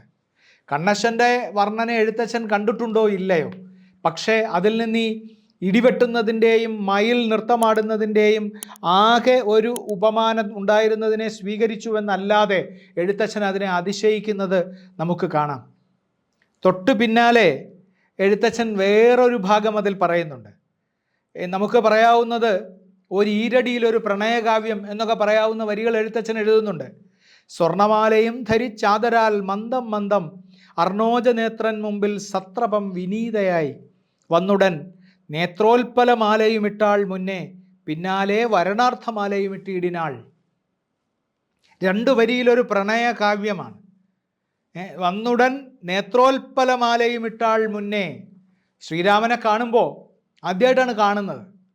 നമ്മുടെ വള്ളത്തോളിൻ്റെ കവിതയൊക്കെ പറയുമ്പോൾ കിളിക്കൊഞ്ചൽ എന്ന് പറയുന്ന കവിതയിലൊക്കെ നേരത്തെ തന്നെ ഈ കഥ സീത അറിഞ്ഞിരുന്നു എന്നൊക്കെ നമുക്ക് പറയും. പക്ഷേ രാമായണത്തിൽ നമുക്കങ്ങനെ ഒന്നും കിട്ടാനില്ല. സീത നേരത്തെ രാമനെക്കുറിച്ച് കേട്ടിട്ടുണ്ടായിരുന്നു, അറിയില്ല. വളരെ വലിയ പ്രഗത്ഭനായിട്ടുള്ള ഒരാളാണ് എന്നൊക്കെ കേട്ടിട്ടുണ്ടാവാം. ഈ രാക്ഷസ നിഗ്രഹമൊക്കെ നടത്തിയത് വഴി ആരെങ്കിലുമൊക്കെ സഞ്ചാരികളൊക്കെ വന്ന് പറഞ്ഞിട്ടൊക്കെ അറിഞ്ഞിട്ടുണ്ടാവാം, നമുക്കറിയില്ല ആ കാര്യം. പക്ഷേ ശ്രീരാമനെ കാണുമ്പോൾ, നേരെ ആദ്യം കാണുമ്പോൾ വരണമാല അർപ്പിക്കുന്നതിന് മുമ്പേ നേത്രോൽപ്പലമാലയും ഇട്ടിടിനാൾ. ഒരു മാല ഇടുന്നത് എങ്ങനെയാണെന്ന് നിങ്ങളൊന്ന് ആലോചിച്ച് നോക്കണം. ഒരു മാല കഴുത്തിലേക്കിടുന്നത് എങ്ങനെയാണ്? ഒരു മാല കഴുത്തിലേക്കിടുന്നത് പോലെ കണ്ണുകൊണ്ട് നോക്കിയതാണ്. ഒരു മാല കഴുത്തിലേക്കിടുമ്പോൾ നമ്മൾ അയാളുടെ മുഖത്തേക്ക് നോക്കി അയാളുടെ കഴുത്തിലേക്ക് ആ മാലയിട്ട് ആ മാല ഇങ്ങനെ അയാളുടെ കഴുത്തിൽ വീണ് കിടക്കുന്നത് കാണുന്നത് വരെയുള്ള അസാമാന്യമായ ഒരു ദൃശ്യത്തിൻ്റെ ആവിഷ്കാരമാണത്. നേത്രോൽപ്പലമാല എന്നിങ്ങനെ. കാളിദാസൻ്റെ കുമാരസംഭവത്തിൽ ഈ തപസ് കഴിഞ്ഞ് പരമശിവൻ ഇങ്ങനെ എഴുന്നേറ്റിട്ട് തപസ്സിൽ നിന്ന് ഉണർന്ന് ഈ കാമനെ ദഹിപ്പിക്കുന്നതിന് മുമ്പ് പാർവതിയെ നോക്കുന്നുണ്ട്. ആ പാർവതിയെ ഇങ്ങനെ നോക്കുമ്പോൾ കാളിദാസൻ പറയും വിലോചയാമാസ എന്ന് പറയും. ആ വിലോചയാമാസ എന്ന് പറയുന്ന വാക്കിൻ്റെ അർത്ഥം അത് ഇങ്ങനെ ഓടിച്ചു നോക്കി എന്നാണ്. ആദ്യം മുതൽ അവസാനം വരെ വിലോചയാമാസ എന്ന് പറഞ്ഞാൽ അങ്ങനെ ആദ്യം മുതൽ അവസാനം വരെ കണ്ണ് തുറന്ന ഉടനെ അതുവരെ കണ്ടിട്ടില്ലാത്ത ഒരാളെ കാണുകയാണ്. അതും വളരെ സുന്ദരിയായിട്ടുള്ള തപസ്സുകൊണ്ട് മെലിഞ്ഞ ഒരു പെൺകുട്ടിയെ കാണുകയാണ്. തപസ്സുകൊണ്ട് കൃഷിയായിപ്പോയി, അപർണയാണല്ലോ അവൾ. അപ്പോൾ അങ്ങനെ കാണുകയാണ്. ആ കാണുമ്പോൾ വിലോചയാമാസ എന്ന് പറയുന്ന പ്രയോഗം കൊണ്ട് കാളിദാസൻ ശിവൻ്റെ ആ നോട്ടത്തെ വർണ്ണിച്ചിട്ടുണ്ട്. ഇവിടെ എഴുത്തച്ഛൻ ഈ നേത്രോൽപ്പലമാല ആദ്യമേ ചാർത്തി എന്ന് പറയുന്നതിലൂടെ ഒരു അനുരക്തയാവാൻ പോകുന്ന, അഥവാ ശ്രീരാമനിൽ കണ്ട ഉടനെ അനുരക്തയായി പോയിട്ടുള്ള ഒരു പെൺകുട്ടിയുടെ അതിവിലോലമായിട്ടുള്ള ഒരു ഭാവം ആവിഷ്കരിക്കുന്നു. അതുകൊണ്ടാണ് ഞാൻ പറഞ്ഞതിനെ ഒന്നുകൂടി ആവർത്തിക്കുന്നത്, രണ്ടു വരിയിൽ ഒരു പ്രണയ കാവ്യമാണത് എന്ന്. അധ്യാത്മരാമായണത്തിലെ മറ്റൊരു സന്ദർഭം നിങ്ങളുടെ മുമ്പിൽ ഞാൻ അവതരിപ്പിക്കട്ടെ. അത് നമ്മുടെ ഈ ചിത്രകൂട പർവ്വതത്തിലേക്കുള്ള ഭരതൻ്റെ യാത്രയാണ്. ചിത്രകൂട പർവ്വതത്തിലേക്ക് ഭരതൻ യാത്ര ചെയ്യുമ്പോൾ ഭരതൻ എന്നത് വലിയൊരു ആദർശത്തിൻ്റെയും ത്യാഗത്തിൻ്റെയും പതാക വഹിച്ചുകൊണ്ടാണ് അയാൾ പോകുന്നത്. അയാൾ വന്ന് രാമാഭിഷേക വിഘ്നമുണ്ടായി, തൻ്റെ അമ്മ ഇങ്ങനെ തനിക്ക് വേണ്ടിയിട്ടൊരു രാജ്യം വാങ്ങി വെച്ചിരിക്കുന്നു എന്നറിഞ്ഞിട്ട് അയാൾ അതിനെ പുറം കൈ കൊണ്ട് നിരസിച്ചിട്ട് അയാൾ പശ്ചാത്താപ വിവശനായി സകല ഗുണസമ്പൂർണനായിട്ടുള്ള രാമനെ, ഇങ്ങനെയുള്ള രാമനെ, നമ്മുടെ 24 വൃത്തത്തിൽ എഴുത്തച്ഛൻ പറയുമല്ലോ സകല ഗുണപൂർണ എന്ന് 24 വൃത്തത്തിൽ എഴുത്തച്ഛൻ്റേതാണെന്ന് വിശ്വസിക്കപ്പെടുന്നു. അതിൽ പറയുമല്ലോ സകല ഗുണപൂർണ എന്ന് ശ്രീരാമനെ വിശേഷിപ്പിക്കും.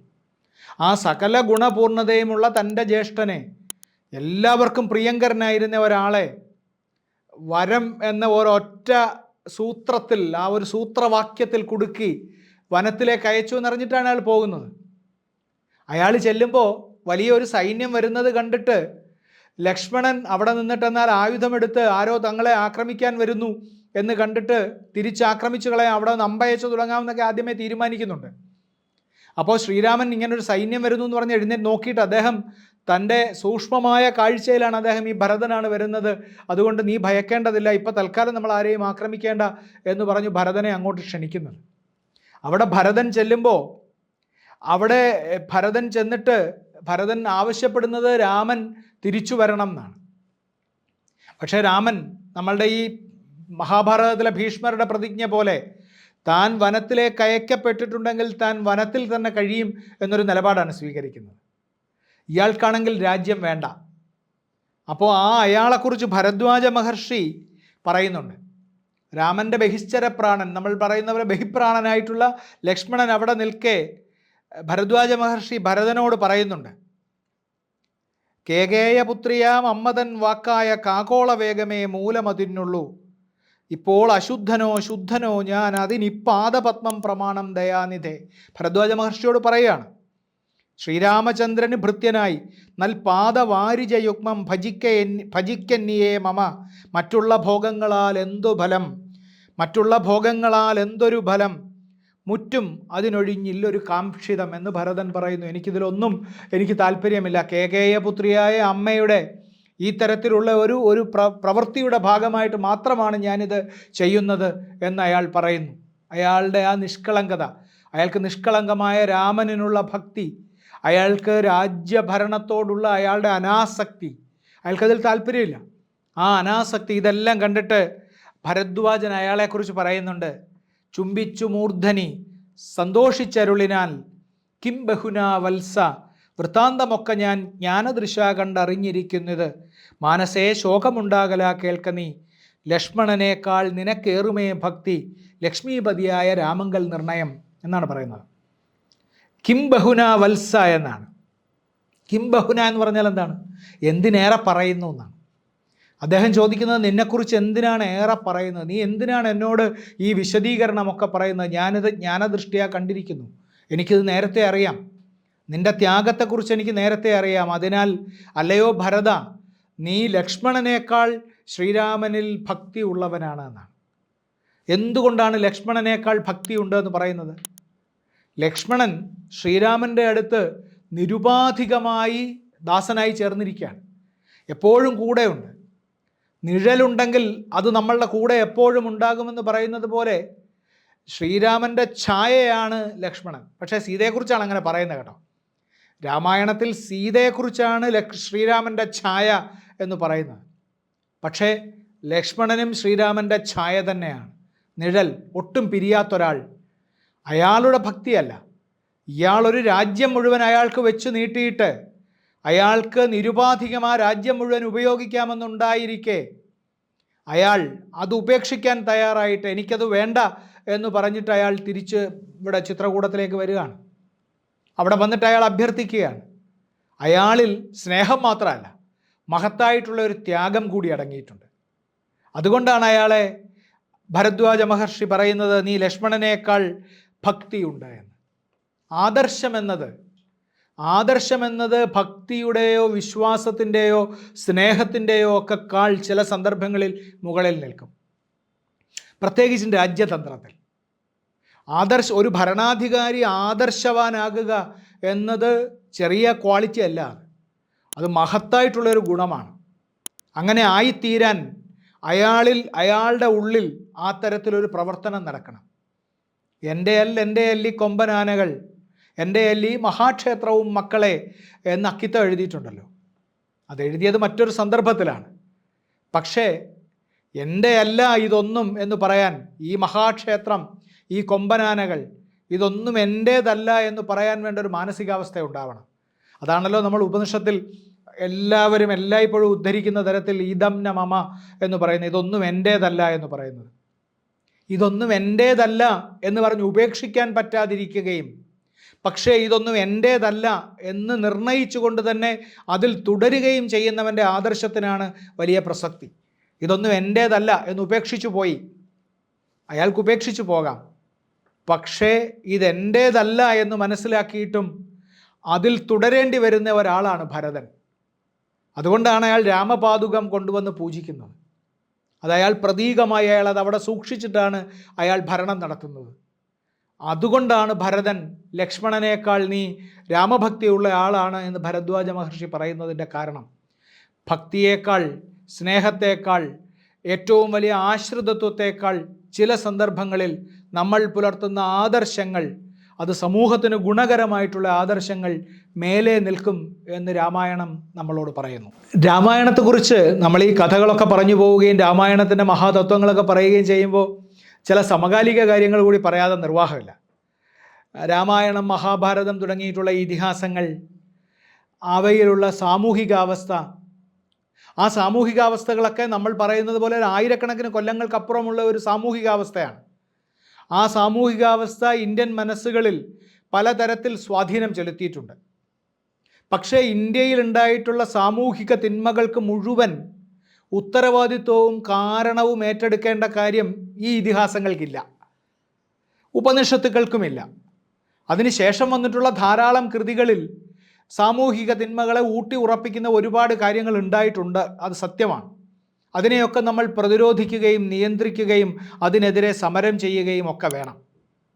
ഈ ഇതിഹാസങ്ങളെ പരിഗണിക്കുമ്പോൾ എൻ്റെ വ്യക്തിപരമായ അഭിപ്രായം, ഈ ഇതിഹാസങ്ങളല്ല ഇന്ത്യയിലെ സാമൂഹിക തിന്മകളെ മുഴുവൻ മനുഷ്യരുടെ മനസ്സിൽ ഊട്ടി ഉറപ്പിച്ചതെന്നാണ്. ഈ ഇതിഹാസങ്ങൾ അനേകം മനുഷ്യരുടെ മനസ്സിൽ നന്മയെ, ആദർശത്തെ, സ്നേഹത്തെ ഒക്കെ ഊട്ടി ഉറപ്പിച്ചിട്ടുണ്ട്. ഇന്ത്യൻ ജനത അതിൻ്റെ പ്രാരംഭകാലം മുതൽ ഇന്നോളം ജീവിക്കുമ്പോൾ വളരെ ശിഥിലമായ സാമൂഹികാവസ്ഥയിൽ, ശിഥിലമായ ആരാധനകളിൽ, ശിഥിലമായ അനുഷ്ഠാനങ്ങളിൽ, ശിഥിലമായ ആചാരങ്ങളിലൊക്കെ ജീവിക്കുമ്പോൾ ഇന്ത്യൻ ജനത ഒരിക്കലും അതിൻ്റെ സ്വാഭാവികമായിട്ടുള്ള മാനുഷിക നന്മയെ ഉപേക്ഷിച്ചിട്ടില്ല.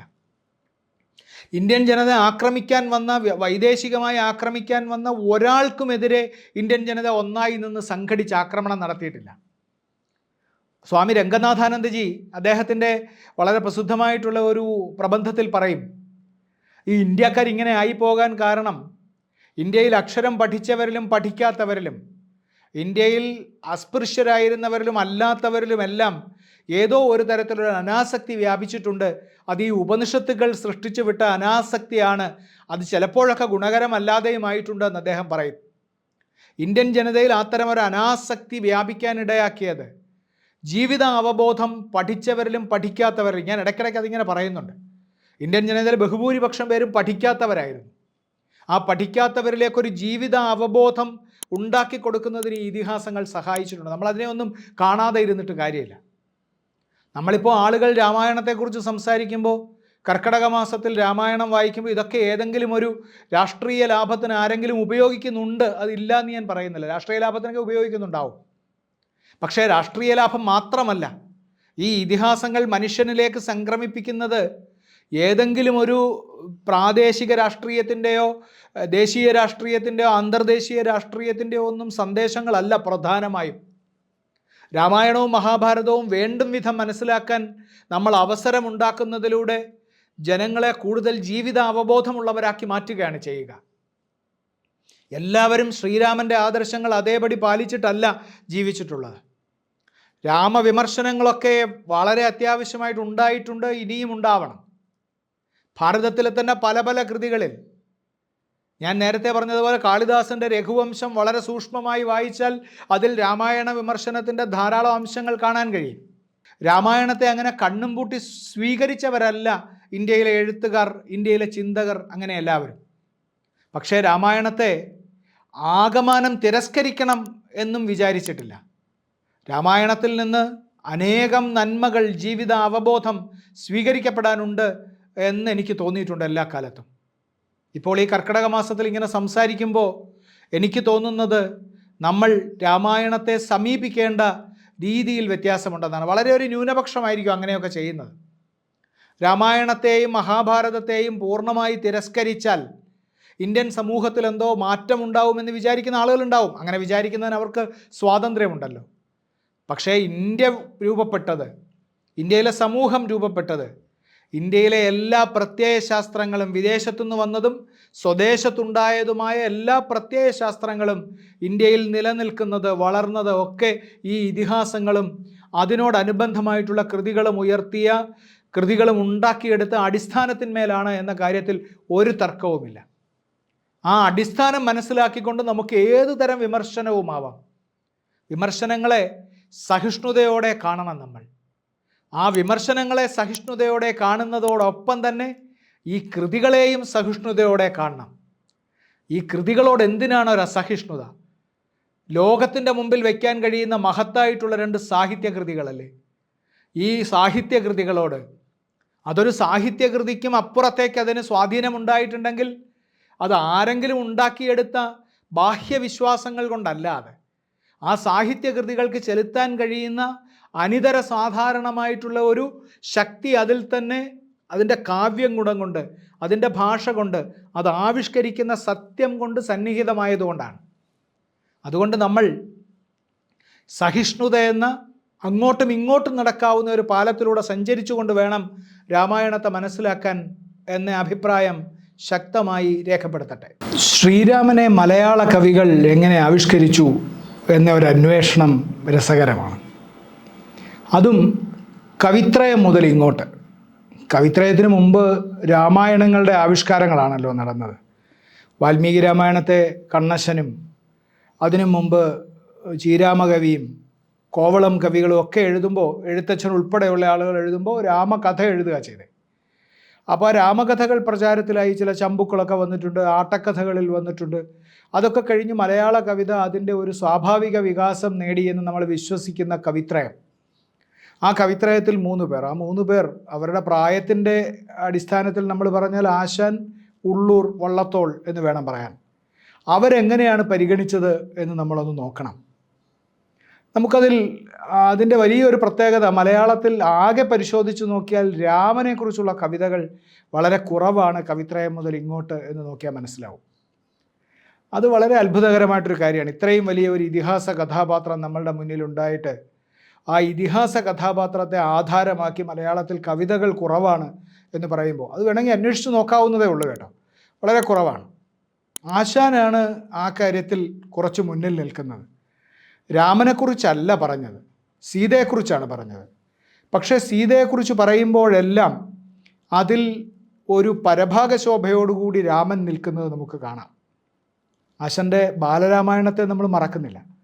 ബാലരാമായണം അദ്ദേഹത്തിൻ്റെ ഒരു കാവ്യരചനയുടെ ഒരു പരീക്ഷണ ഘട്ടം കൂടിയായിരുന്നു എന്ന് വേണമെങ്കിൽ നമുക്ക് പറയാം. ഈ ബാലരാമായണം, ശ്രീബുദ്ധചരിതം ഒക്കെ. പണ്ട് കോസല രാജ്യത്തിൽ പേരെടുന്നൊരു അയോധ്യയിൽ മന്നവന്മാർ വാണിരുന്നു മനുവിൻ തറവാട്ടുകാർ എന്ന് തുടങ്ങുന്ന ബാലരാമായണം അതീവ ലളിതമായി കേരളത്തിലെ കുട്ടികൾക്ക് വാൽമീകി രാമായണത്തെ പരിചയപ്പെടുത്താൻ നടത്തിയ ഒരു പരിശ്രമമാണ്. ആ പരിശ്രമം ഒരു പക്ഷേ അദ്ദേഹം ആ സമയത്ത് വാൽമീകി രാമായണത്തെ അദ്ദേഹം ആദ്യം അറിഞ്ഞിരുന്നതിൽ നിന്നുമൊക്കെ അഗാധമായി പരിശോധിക്കുകയും ചെയ്തിരുന്നിരിക്കണം.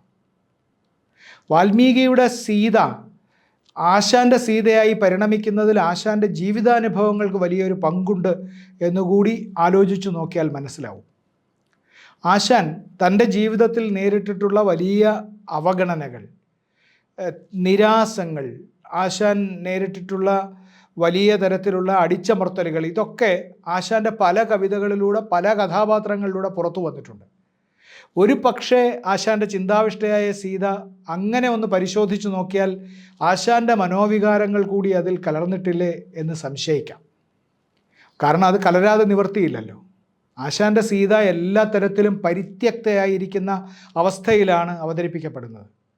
സുധർമാമുനിയോട് അയോധ്യയിൽ ഗതരായ ഒരളവെന്നൊരന്തിയിൽ അതിചിന്ത വഹിച്ചു സീത പോയി സ്ഥിതി ചെയ്താൾ ഉടജാന്തവാടിയിൽ അരിയോരണി പന്തലായി സതിക്കൊരു പൂവാക വിതിർത്ത ശാഖകൾ ഹരിനീല തൃണങ്ങൾ കീഴിരുന്ന് അരുളും പട്ടുവിരിപ്പുമായതു എന്ന് തുടങ്ങുന്ന അതിനാടകീയമായി വാൽമീകി മക്കളെയും കൊണ്ട്, സീതയുടെ മക്കളെയും കൊണ്ട് അയോധ്യയിലേക്ക് പോയി കഴിഞ്ഞിട്ടുള്ള ഒരു സന്ധ്യയിൽ അതിനാടകീയമായി സീത ചെന്നിരിക്കുകയും അവിടെ ഇരുന്ന് ആലോചനയിൽ മുഴുകുകയുമാണ് ചെയ്യുന്നത്. പരിസരം മറന്നുപോയി. രവി പോയി മറഞ്ഞതും സ്വയം ഭുവനം ചന്ദ്രികയാൽ നിറഞ്ഞതും അവനീശ്വരി ഓർത്തതില്ല പോന്ന് അവിടെ താൻ തനിയേ ഇരിക്കുക എന്ന് പറയുന്ന തനിയേ ഇരുന്നു പോയി. സൂര്യൻ രവി പോയി മറയുന്നതറിഞ്ഞില്ല, തനിയെ ചന്ദ്രൻ ഉദിക്കുന്നതറിഞ്ഞില്ല, ഒന്നും അറിയാതെ ഇരുന്ന് ആലോചനയിൽ മുഴുകിപ്പോയി എന്നാണ്. ആ മുഴുകിപ്പോയ ആലോചന സീതയുടെ മുന്നിലൂടെ ആ രാമനുമായി കഴിഞ്ഞ കാലം മാത്രമേ ഓർക്കുന്നുള്ളൂ. സീതയ്ക്ക് അതിനു മുമ്പ് ഒരു ബാല്യകാലം ഉണ്ടായിരുന്നിരിക്കണമല്ലോ, ഒരു കൗമാരം ഉണ്ടായിരുന്നിരിക്കണമല്ലോ, രാമനെ വരിച്ച ഒരു കാലം ഉണ്ടായിരുന്നിരിക്കണമല്ലോ. അപ്പോൾ അത്തരം കാര്യങ്ങളൊന്നും ആലോചനയിൽ വരുന്നില്ല. അങ്ങേയറ്റം യുക്തിസഹവുമാണ്. എന്തുകൊണ്ട് യുക്തിസഹം എന്ന് ചോദിച്ചാൽ, വളരെ ഗുരുതരമായ ഒരു അവസ്ഥയിലൂടെ കടന്നു പോകുന്ന ഒരു സ്ത്രീ, അവർ ഭർത്താവിനാൽ ത്യജിക്കപ്പെട്ട ഒരു സ്ത്രീക്ക് ഇത്തരമൊരു ആലോചനയിലിരിക്കുമ്പോൾ അത്തരം മസൃണമായ ഭൂതകാലമല്ല വരിക, തന്നെ ഇതിലേക്ക് നയിച്ച ഘട്ടം മുതലുള്ള ഓർമ്മകളാണ് വരിക. അങ്ങനെയാണ് സീതയിലേക്ക് ആ ഓർമ്മകൾ വരുന്നത്.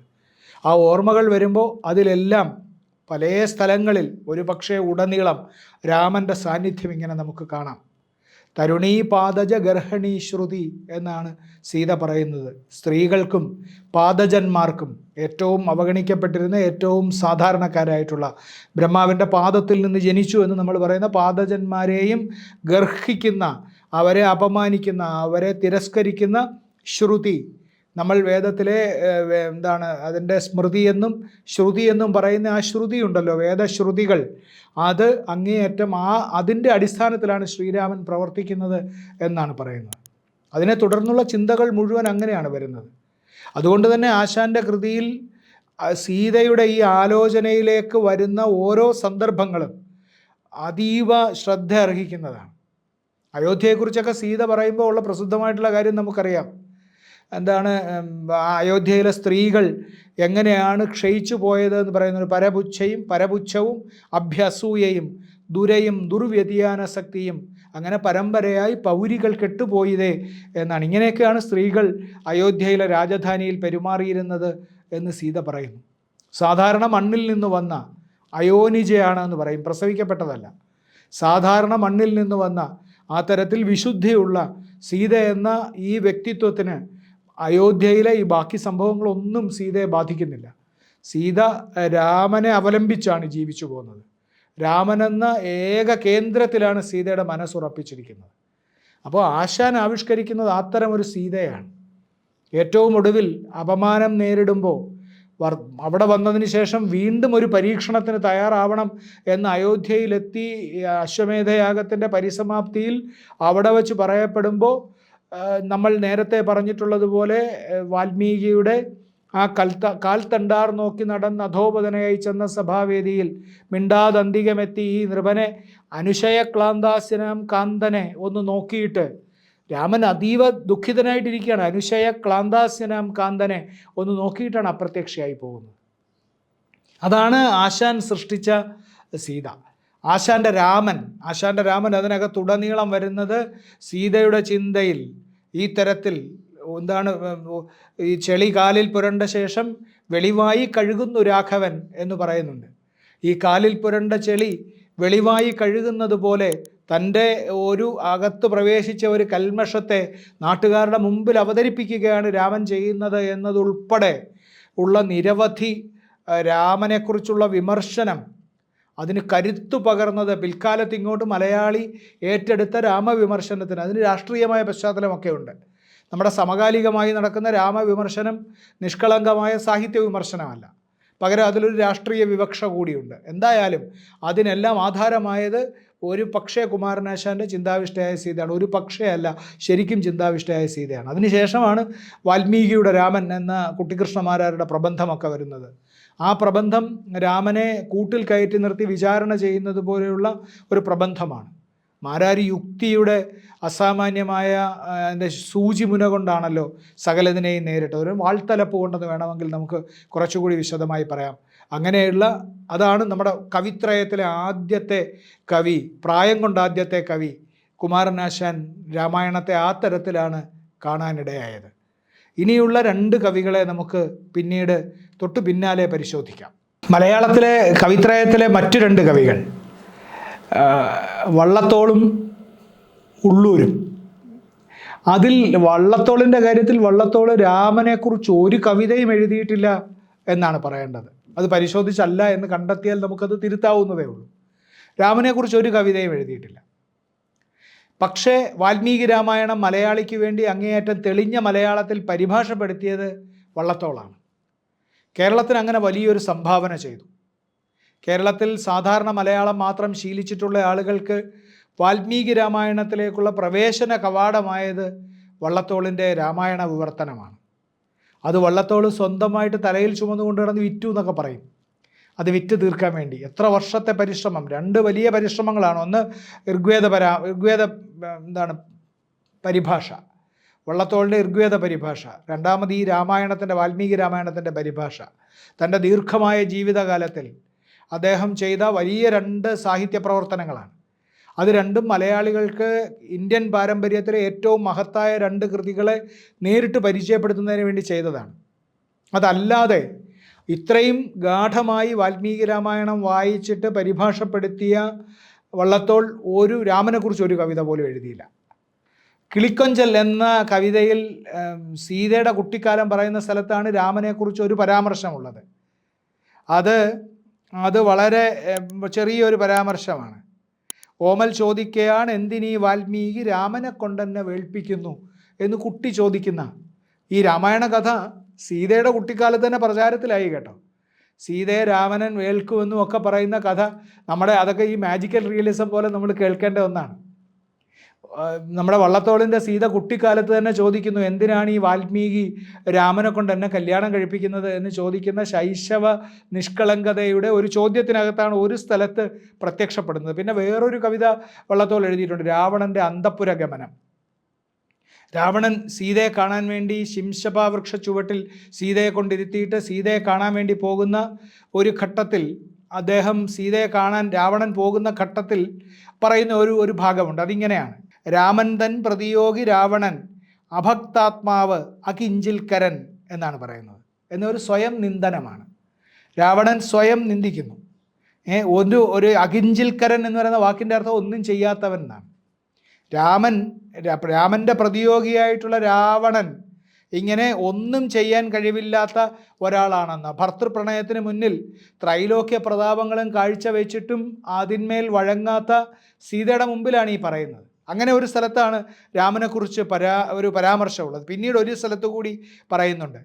അത് പിന്നീട് വീണ്ടും ഈ കിളിക്കൊഞ്ചലിലാണ് പറയുന്നത്. ശ്രീമദ് ദശരഥ രാജതനൂജനാം രാമൻ നിസർഗാഭി രാമരൂപൻ ജാനകിക്കുട്ടിയെ വേൾക്കുമെന്നോതുന്നു ജ്ഞാനവാൻ വാൽമീകി ഭാഗ്യം ഭാഗ്യം എന്ന്. ഇങ്ങനെ 2 ചെറിയ പരാമർശങ്ങളല്ലാതെ വള്ളത്തോളിൻ്റെ ഒരു കവിതയിലും നമുക്ക് രാമനെക്കുറിച്ചുള്ള പരാമർശം കാണുക സാധ്യമല്ല. ഉള്ളൂരും രാമനെക്കുറിച്ച് കവിതകളൊന്നും എഴുതിയിട്ടില്ല. കൃഷ്ണനെക്കുറിച്ച് മായാമാനുഷനൻ പുരാൻ എന്നൊക്കെ പറയുന്ന കൃഷ്ണനെക്കുറിച്ചുള്ള കവിതകളുണ്ട്, പക്ഷേ രാമനെക്കുറിച്ച് എഴുതിയിട്ടില്ല. പക്ഷേ സീതയെക്കുറിച്ച് വളരെ ഗംഭീരമായിട്ട് എഴുതിയിട്ടുണ്ട്. മിസ് മേയോ എന്ന് പറയുന്ന ഒരു വനിത ഇന്ത്യയിലെ സ്ത്രീകൾ മുഴുവൻ അധപ്പതിച്ചവരാണ് എന്ന രീതിയിലൊരു പുസ്തകം എഴുതിയപ്പോൾ അതിനൊരു മറുപടിയാവാൻ വേണ്ടി ഇന്ത്യയിലെ പ്രധാനപ്പെട്ട സ്ത്രീകളെക്കുറിച്ച് ചിത്രശാല എന്ന് പറയുന്ന ഒരു പുസ്തകം കവിത എഴുതിയിട്ടുണ്ട്, ഖണ്ഡകാവ്യം. ആ ചിത്രശാലയിൽ ഓരോ ഭാഗത്തായിട്ട് ഓരോ സ്ത്രീകളെ കാണിച്ചു തന്നിട്ട് ഈ ഭാരതത്തിലെ വളരെ പഞ്ചമഹാവനിതകൾ എന്നൊക്കെ പറയുന്ന പോലത്തെ വനിതകളെ കാണിച്ചിട്ട് ഇവരുടെയൊക്കെ ഗുണഗണങ്ങൾ വർണ്ണിക്കലാണ് അതിൽ ചെയ്യുന്നത്. അതിലെ ചിത്രശാലയിൽ സീതയെക്കുറിച്ച് പറയുന്ന ഭാഗത്താണ് ആകെ രാമപരാമർശമുള്ളത്. പാർത്ഥിവനായി കാൺമൂ നമ്മൾ ചിലപ്പോൾ രാഘവനെ സ്വാർത്ഥചിന്താപരനായും മറ്റു ചിലപ്പോൾ പുരുഷൻ തൻ ദിവ്യതയ്ക്ക് പൂർത്തിയില്ല കരിപ്പുള്ളി സൂര്യനിലും സുലഭം താൻ സൂക്ഷിച്ചു പാർത്താൽ എന്നാണ്. രാഘവനെ പറ്റി പറയുന്നതാണ്. പാർത്ഥിവനായി കാണൂ നമ്മൾ ചിലപ്പോൾ രാഘവനെ സ്വാർത്ഥചിന്താപരനായും മറ്റു ചിലപ്പോൾ. രാഘവനെ, അല്ലയോ രഘുവിൻ്റെ വംശത്തിൽ പറഞ്ഞ ആളാണല്ലോ രാഘവൻ. ഈ രാമനെ നമ്മൾ രാജാവായി കാണുന്നു ചിലപ്പോൾ, മറ്റു ചിലപ്പോൾ കാണുന്നത് സ്വാർത്ഥചിന്തയുള്ള ഒരാളായിട്ടാണ്, തന്നെ മാത്രം സ്നേഹിക്കുന്ന ഒരാളായിട്ടാണ് നമ്മൾ ചിലപ്പോൾ കാണുന്നത്. ആ കാഴ്ചയ്ക്ക് കുറ്റം പറയാനില്ല. പുരുഷന്മാർ ഒരിക്കലും പൂർണ്ണന്മാരല്ല എന്നാണ്. പുരുഷന്മാരിൽ ധാരാളം കളങ്കങ്ങളുണ്ട്. അതുകൊണ്ട് സൂര്യനിൽ പോലും നമ്മൾ സൂക്ഷിച്ചു നോക്കിയാൽ കറുത്ത പുള്ളികൾ കാണാം. അതുകൊണ്ട് രാമനെക്കുറിച്ച് അങ്ങനെ പറയുന്നതിൽ നമ്മളങ്ങനെ അതിനെ കുറ്റപ്പെടുത്തേണ്ടതില്ല. അത് സ്വാഭാവികമായി ഒരാളിൽ വന്നുപെടാവുന്നതാണ് എന്നാണ് ഉള്ളൂർ പറയുന്നത്. തൊട്ട് പിന്നാലെ പറയുന്നു, പിന്നെ അതിൽ നിന്നു വധുവെന്നു ചൊന്നാൾ എരികനൽ പൊന്നശോകത്തോപ്പ് വീണ്ടും പൂകി ദേവി. അണയാത്ത മണിവിളക്കഴിയാത്ത കുങ്കുമപ്പൊട്ട് അണി വാടാ മലർമാല അവനിക്കിവൾ എന്ന് സീതയെക്കുറിച്ച് വളരെ സൂപ്പർലേറ്റീവായിട്ടുള്ള, സീത അർഹിക്കുന്ന ഒരു ബഹുമതിയാണ് കൊടുക്കുന്നത്. അണയാത്ത മണിവിളക്ക്. സീത അണയാത്ത മണിവിളക്കാണ്, എല്ലാ സമയത്തും തെളിഞ്ഞുകൊണ്ടിരിക്കുന്ന മണിവിളക്കാണ്. അണയാത്ത മണിവിളക്ക്, അഴിയാത്ത കുങ്കുമപ്പൊട്ട്, ഒരിക്കലും അഴിഞ്ഞു പോകാത്ത കുങ്കുമപ്പൊട്ടാണ്. അതിനകത്ത് വേറൊരു ധ്വനി കൂടിയുണ്ട്. ഈ കുങ്കുമപ്പൊട്ട് പുരുഷന്മാർ സ്ത്രീകളെ വിവാഹം കഴിക്കുമ്പോൾ അങ്ങനെ അണിഞ്ഞു കൊടുക്കുന്നതാണ്. അവരുടെ ആ പാതിവൃത്യം നശിച്ചു പോയിട്ടില്ല, അങ്ങനെ ഒരിക്കലും നശിക്കില്ല എന്നതിൻ്റെ ഒരു പ്രതീകം കൂടിയാണ് അഴിയാത്ത കുങ്കുമപ്പൊട്ട്. അണി വാടാ മലർമാല, ഒരിക്കലും വാടിപ്പോകാത്ത ഒരു പുഷ്പമാല. ഇതൊക്കെയാണ് അവനിക്കിവൾ, ഈ ഭൂമിക്ക് സീത അതെല്ലാമാണ് എന്ന് ഉള്ളൂർ പറയുന്നുണ്ട്. അങ്ങനെ ഈ രണ്ട് മഹാകവികൾ വള്ളത്തോളും ഉള്ളൂരും രാമനെക്കുറിച്ച് ഇത്ര ദുർബലമായിട്ടുള്ള പരാമർശങ്ങൾ മാത്രമേ നടത്തിയിട്ടുള്ളൂ. ഇവർ രണ്ടുപേരും രാമായണം ഗാഠമായി വായിച്ചിട്ടുണ്ട് എന്ന കാര്യത്തിൽ ഒരു തർക്കവുമില്ല. രാമനെ രാജാവെന്ന് പറയുമ്പോൾ തന്നെ സ്വാർത്ഥതൽപരനായിട്ടും കാണും എന്ന് ഉള്ളൂർ പറയണമെങ്കിൽ ആ പറയുന്നതിൽ എവിടെയോ ഒരു സ്ഥലത്ത് രാമായണം വായിച്ചതിൻ്റെ ഒരു പ്രഭാപ്രസരം അങ്ങനെ വീണ് കിടക്കുന്നതായി നമുക്ക് കാണാം.